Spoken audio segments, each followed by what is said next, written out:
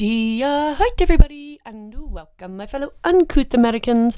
I am Shannon Esther, the Shining Star. Do not forget to like, share, and subscribe, you lazy bastards. Thank you.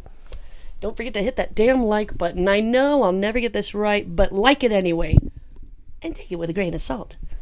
Now, before I begin this one, as always, it is from source to viewer. This particular uncouth legend had practically a paste and copy of like the same thing over and over again online. So I highly recommend you go to your local library to learn more elaborate stories about today's legend. Sorry about my recording today. If I don't do it like this, it'll be a bloody echo chamber down here. I'm so sorry. Bear with me. Today's legend is the first African-American postman, or postwoman, the second one overall in general.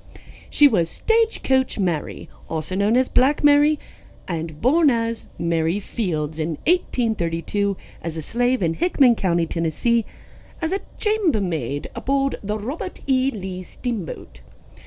She was about 33 when the Civil War ended in 65, when she met a judge. She became a servant paid in his household for his family till his wife died.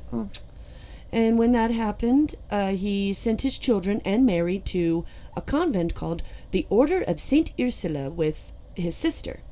Now, his sister was the Mother Superior. I want to say the abbess. I think that's two different things. I'm off on my learning. Anywho, there was a woman named Mother Amadeus who needed care in a town called Cascade, and Mary nursed that woman back to health, kept up many other chores from the basics to man's work. The local natives took to calling her White Crow because even though she was black, she acted white.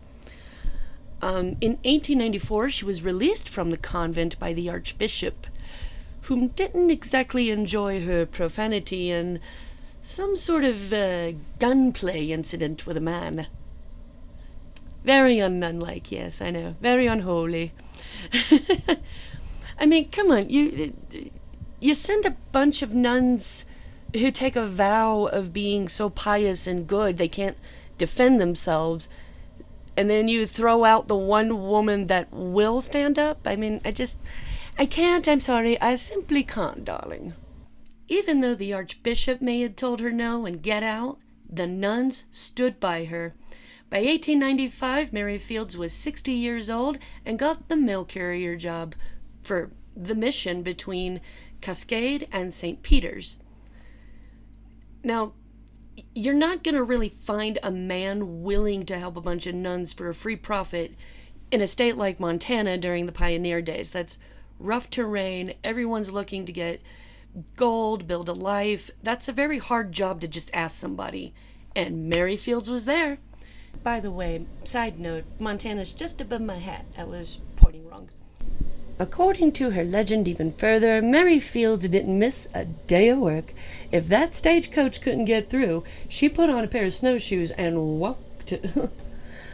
She was a well-respected member of the community, from the mission to the natives, even white girls, especially young ladies, actually, of any race.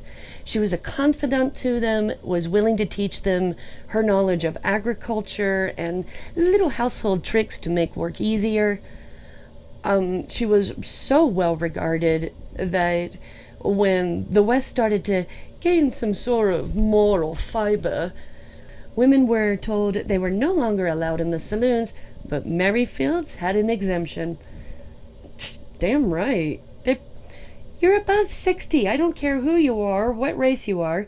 Give that motherfucker a drink. They've earned it. By 1903, Mary retired at 71. She kept her final years full, however. She not only babysat but ran a laundry service, and back then, let's face it, that was probably one and the same. Not child labor, it was just how things were. Anywho, her home caught fire around 1912, but the community rebuilt that bitch in a heartbeat. They loved her all the way up to the end.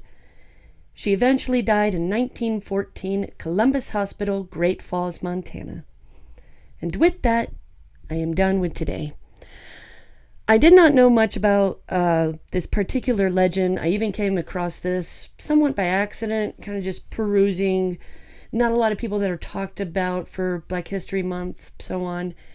But I did find that there are like 10 movies about this woman. One fairly recent and 24 with Whoopi Goldberg. I've yet to watch them. I'm about to go check them all out. Alright, if you know this channel enough, you know what's next. Grab thy voice for the day and slunche to today's subject. Today is slunche, Stagecoach Black Mary White Crow Fields.